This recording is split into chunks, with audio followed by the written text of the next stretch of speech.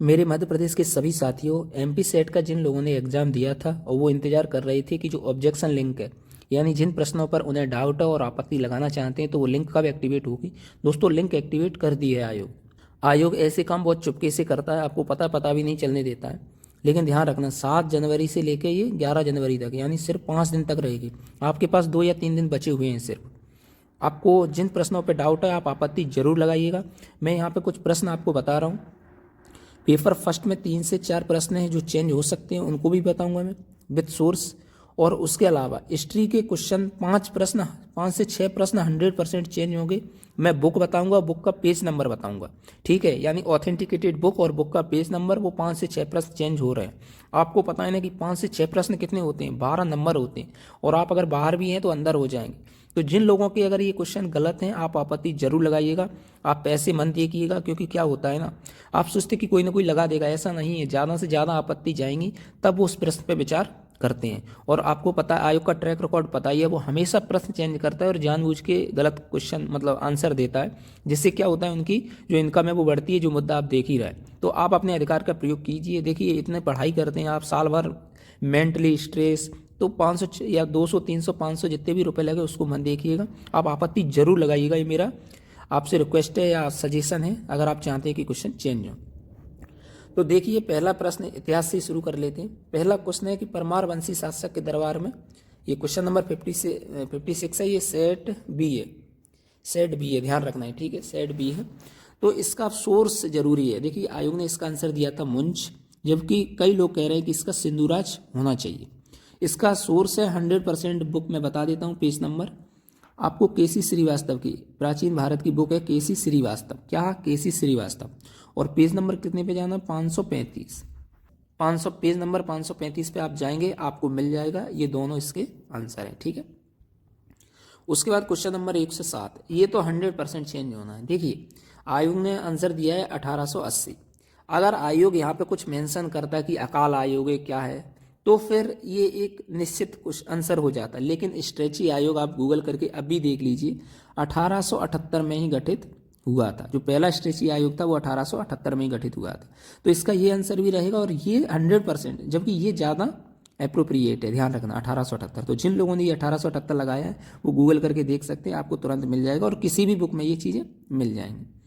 उसके बाद अगले क्वेश्चन की बात करें तो लॉर्ड कर्जन, जो यंग हस्बैंड तिब्बत के लिए जो आयोग गया था, उसका आयोग ने उसका 1903 गया है, लेकिन गठन हुआ था 1930 में। लेकिन क्वेश्चन में क्या लिखिए, किस वर्ष भेजा गया, क्या किस वर्ष भेजा गया, तो ये 1904 में। इसके लिए आप बुक क्या देख सकते हैं, आपको मॉडर्न इंडिया की बुक मिलेगी, एलपी शर्मा। कौन सी बुक मिलेगी, एलपी शर्मा।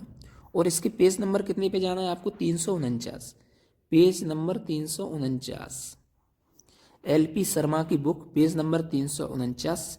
दूसरे या तीसरे पैराग्राफ में आप देखेंगे तो आपको मिल जाएगा कि जो आयोग था 1904 में भेजा गया। तो ये तो आंसर हो ही नहीं सकता, ये तो गठन हुआ था 1904 में हुआ था। तो ये चीज़ आप ध्यान से देख लेना। तो ये इसका 100% क्वेश्चन चेंज होके आएगा, आंसर चेंज होके आएगा। उसके बाद लाहौर अधिवेशन, हम जिंदगी भर पढ़ रहे हैं कि दिसंबर 1929 में ये लाहौर अधिवेशन हुआ था, ठीक है। किस वर्ष हुआ था, इसको अगर देखना है तो आपको फिर एलपी शर्मा की आधुनिक भारत की बुक, कौन, एलपी शर्मा आधुनिक भारत की बुक, पेज नंबर कितने पे जाएंगे, 478 पे, पेज नंबर 478। मैं पेज नंबर बता रहा हूँ, आप जैसे इन पेजों पे जाएंगे आपको ये कंटेंट बहुत अच्छे से मिल जाएगा। उसका फोटो खींचिएगा, उसमें साथ लगाइएगा बुक नंबर का, जो भी आपत्ति की प्रोसेस है वो पूरी कीजिएगा। उसके बाद आता है क्वेश्चन नंबर 145, ये सेट बी है, इतना ध्यान रखना है आपको, ठीक है। सेट बी है ये, ठीक है, बी सेट के ये क्वेश्चन नंबर है, अगर आपको देखना है तो। आयोग के अनुसार विदिशा दिया गया है, जो कि पता नहीं आयोग ने क्यों दिया है, पैसा कमाने के मूड में ही है। जबकि आंसर उज्जैन होना चाहिए। इसके लिए आपको कहाँ जाना है, तो ये चूंकि केसी श्रीवास्तव की बुक एंशिएंट इंडिया, अगर आप कोई भी बुक प्रेफर करेंगे ना, ये सबके आंसर मिल जाएंगे। पर मैं आपको बता रहा हूँ पेज नंबर 257, केसी श्रीवास्तव, पेज नंबर 257 पे जाएंगे, आपको एक मिल जाएगा, कुछ तालिकाएं लिखी होगी, राजधानी क्या थी, इनकी क्या थी, ये सारी चीज़ें और साम्राज्य की मिल जाएंगी। तो ये आपको उज्जैन, ठीक है। तो ये मैंने प्रश्न बता दी। अब कुछ पेपर फर्स्ट का कुछ लोगों को डाउट है क्या चेंज हो सकते हैं। तो देखिए, आयोग ने इसमें जो आंसर दिया है वो इसमें बी दिया है शायद, लेकिन कई लोगों का कहना है कि इसमें ये होना चाहिए। ये व्यक्ति ने मुझे क्वेश्चन स्क्रीन अपना फ़ोटो खींच के भेजा है, उसका कहना है कि सर इसमें हमने दोनों पढ़े हैं तो ये चेंज हो सकता है। ठीक है, इसके सोर्स आप केसी मदान की बुक देख सकते हैं या अदर बुक देख सकते हैं। उसके बाद इसमें आयोग ने उत्तेजना दिया है, लेकिन कई लोगों का कहना है कि स्मरण और पहचान इसका उत्तर होना चाहिए। ठीक है, तो ये क्वेश्चन डाउटफुल है। ये क्वेश्चन आयोग ने उपदेश देना मतलब ये है दिया है कि क्या नहीं होना चाहिए, तो उपदेश देना नहीं होना चाहिए, ये सही भी है।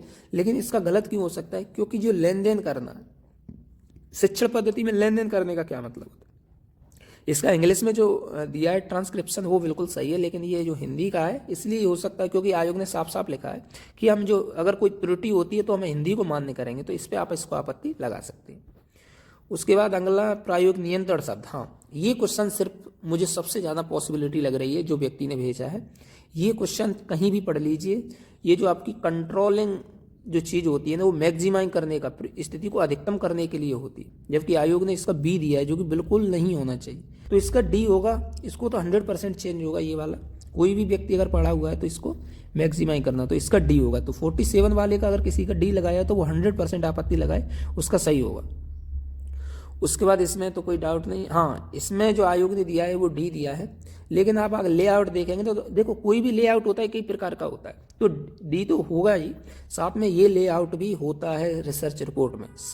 सार होता है, साहित्य समीक्षा, आप कहीं भी देखेंगे तो ये वाला लेआउट भी होता है। तो किसी ने बी लगाया है उसका भी सही होगा। तो 2 लेआउट होते हैं, बी और डी, ये आपको कहीं भी मिल जाएंगे। तो ये क्वेश्चन थे आपके। हिस्ट्री वाले तो 100% चेंज होंगे। सेकंड पेपर में मुझे 47 वाला है, उसकी बहुत ज़्यादा संभावना है, हालांकि लोगों ने बहुत सारे क्वेश्चन ये भेजे। अच्छा, एक क्वेश्चन और था उसमें जो व्यक्ति ने मुझे भेजा था, वो था गैर मौखिक संचार को लेके बता रहा था वो कुछ, उसमें कह रहा था कि जो सिंबॉलिक लैंग्वेज है वो नहीं होनी चाहिए सर, डी आंसर होना चाहिए। तो वो एक और था कि सिंबॉलिक लैंग्वेज कैसे हो सकता है गैर मौखिक संचार, तो वो एक क्वेश्चन और बता रहे थे डाउट में। तो ये इतने प्रश्न डाउट में है, आपको पता है आयोग का ट्रैक रिकॉर्ड, मैं बार बार कह रहा हूँ, अगर 2-3 क्वेश्चन इसमें चेंज हो गए फर्स्ट पेपर में और हिस्ट्री के आपके चेंज हो गए, आप कितने मतलब अगर आपके 88 भी सही है ना तो भी आप क्वालिफाई कर जाएंगे, क्योंकि ये क्वेश्चन चेंज होने की संभावना सबसे ज़्यादा